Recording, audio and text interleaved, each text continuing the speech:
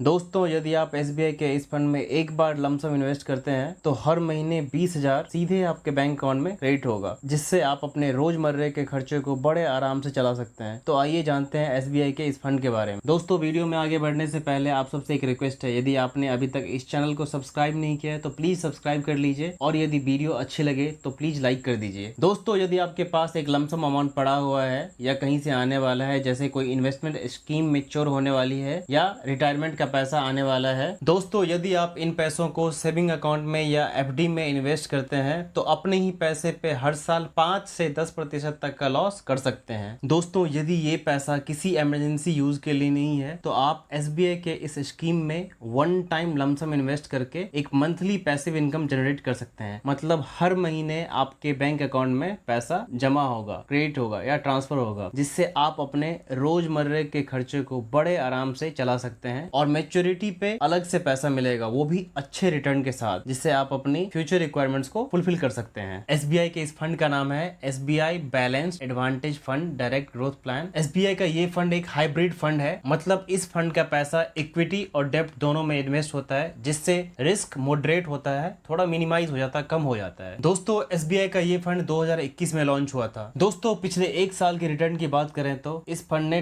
23.84% का रिटर्न दिया है सिंस इंसेप्शन। मतलब जब से ये फंड लॉन्च हुआ है तब से लेके अब तक 15% से ज्यादा का रिटर्न दिया है। अब इस फंड की साइज की बात करें तो इस फंड का साइज है 32,144 करोड़। इस फंड का नेट एसेट वैल्यू प्राइस है 15.13 ₹15.13 एज ऑन 12 अगस्त 2024। अब इस फंड की होल्डिंग्स की बात करें तो टोटल होल्डिंग्स 162 है। मतलब इस फंड का पैसा 162 अलग अलग गवर्नमेंट एंड प्राइवेट कंपनीज में इन्वेस्टेड है। दोस्तों, इस फंड के टॉप 10 होल्डिंग्स के बारे में जानते हैं। Government of India 5.21%, HDFC Bank Limited 4.82%, ICICI Bank Limited 4.78%, GAIL India Limited 3.62%, Axis Bank Limited 3.27%, Bharti Airtel Limited 2.79%, National Highway Infra Trust 2.65%, Reliance Industries Limited 2.63%, Tata Motors Limited 2.55%, Tata Steel Limited 2.53%। इस fund का expense ratio 0.68% है, जो कि कम है comparatively other funds. दोस्तों, expense ratio जितना कम होता है किसी फंड का, इन्वेस्टर के लिए उतना ही अच्छा होता है या फायदा होता है। दोस्तों, अभी एक्सपेंस रेशियो क्या होता है? तो basically mutual fund company investor से operating cost and annual maintenance charge करती है। इसी को एक्सपेंस रेशियो के नाम से जाना जाता है। दोस्तों, इस फंड का एग्जिट लोड 1% है। अब यदि टैक्स इम्प्लीकेशंस की बात करें तो यदि आप एक साल के अंदर रिडीम करते हैं या विथड्रॉ करते हैं तो उस पर 20% का short term capital gain tax लगेगा, और यदि एक साल के बाद इस फंड से 1.25 लाख से ज्यादा यानी 1.25 लाख से ज्यादा का रिटर्न बनता है एक फाइनेंशियल ईयर के अंदर, तो उस पे 12.5% का long term capital gain tax पे करना होगा। अब आइए दोस्तों, जानते हैं कैसे आप एसबीआई के इस फंड में एक बार लमसम अमाउंट इन्वेस्ट करके मंथली पैसिव इनकम जनरेट करते हैं या कर सकते हैं। इस विधि को SWP के नाम से जानते हैं। SWP का फुल फॉर्म होता है systematic withdrawal plan. SWP calculator के माध्यम से समझेंगे कि आप कितना अमाउंट वन टाइम इन्वेस्ट करेंगे और कितना विथड्रॉ करना चाहते हैं, और फाइनल वैल्यू यानी मैच्योरिटी पे आपका कितना बनेगा।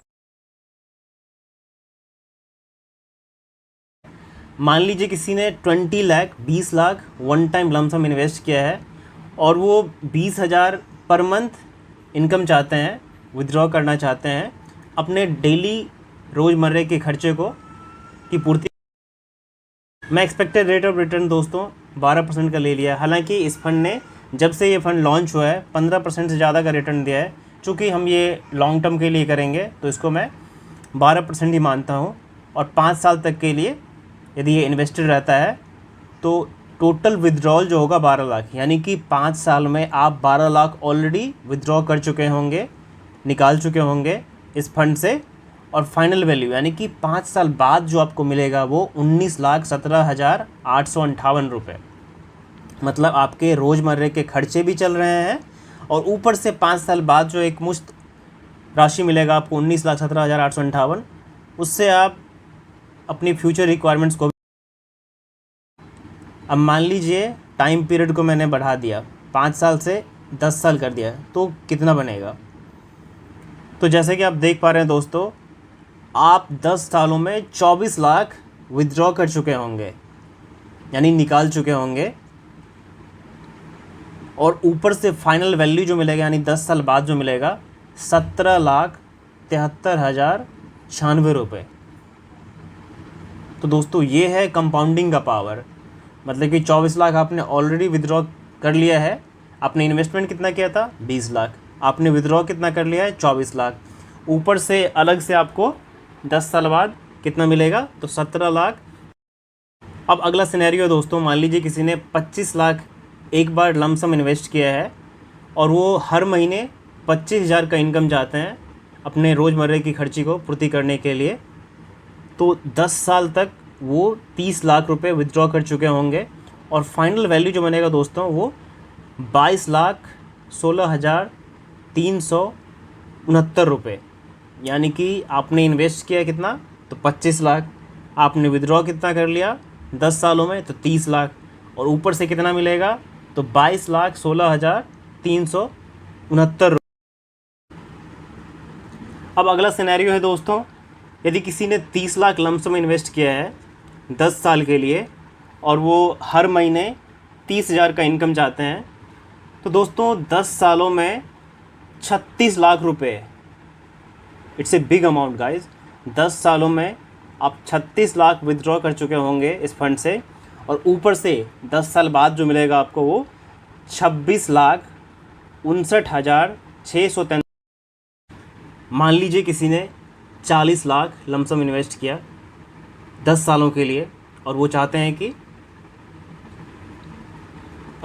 हैं और 40,000 पर मंथ का इनकम चाहते हैं, यानी विदड्रॉ करना चाहते हैं अपने रोज़मर्रे की खर्चे को, अपने लाइफस्टाइल को चलाने के लिए। तो 10 सालों में 48 लाख रुपए विदड्रॉ कर चुके होंगे वो, और फाइनल वैल्यू जो मिलेगा ऊपर से 35,46,191 रुपये। अब मान लीजिए किसी का बजट ज़्यादा है थोड़ा सा, उन्होंने 50 लाख लमसम इन्वेस्ट कर दिया है SBI के इस फंड में 10 सालों के लिए, और वो चाहते हैं 50,000 पर मंथ इनकम, यानी कि 50,000 पर मंथ विदड्रॉ करना चाहते हैं इस फंड से अपने लाइफस्टाइल को चलाने के लिए। तो दोस्तों टोटल विदड्रॉल जो होगा इस फंड से 10 सालों में 60 लाख रुपए। आपने इन्वेस्ट कितना किया है